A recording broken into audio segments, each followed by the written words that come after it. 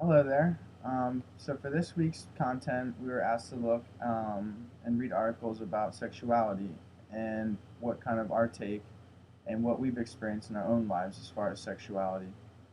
For me, originally, I had this conversation with both my mother and my father, even though my father lives in Manhattan, in New York City, and my mother, who I grew up with in Hershey, Pennsylvania.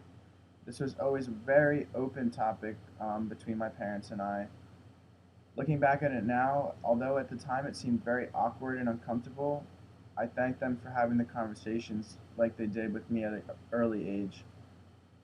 This kind of opened my eyes to, for one thing, what can happen to you as a negative, and also when you do have a loving relationship and you have their sexual attraction to someone else, how really special and important those types of things can be. About the readings, I thought Margaret Cho, her interview was very, very interesting. At about the 18th minute of the interview, she said something very interesting. People are meant to move in and out of relationships. Some people think that once you're dating, you're dating. This isn't the case, and this needs to be more widely spread. She compared it to almost spring and fall. You could have a relationship in the fall and then feel completely different or compelled to date another type of person or just to be in no relationship at all. And I found myself relating to this very much because I think in high school and in the beginning of my university, I was always that spring and fall kid. Wanted a relationship, but something compelled me to think differently later on. And at that time, it wasn't deemed normal, and I almost felt bad because I was wavering so much.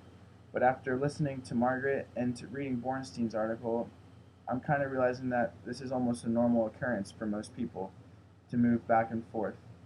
This also kind of falls into the sexual fluidity that we also covered in some of the readings that were assigned for this chapter. I think the sexual fluidity is a normal thing, and I don't think it's as much of a phase.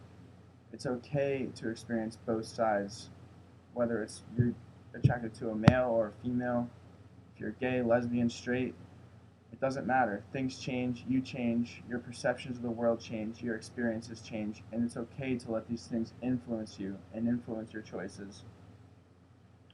Next, I'd also recommend that you explore yourself, look into yourself, and see who you are as a person, and who you're attracted to, what you want in a partner.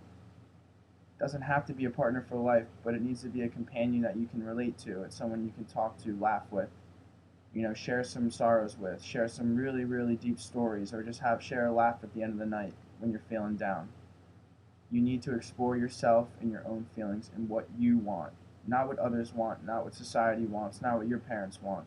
You can take their opinions into consideration, but it's about yourself and making yourself happy. Be true to yourself, own your sexuality, and live the life that you want to live.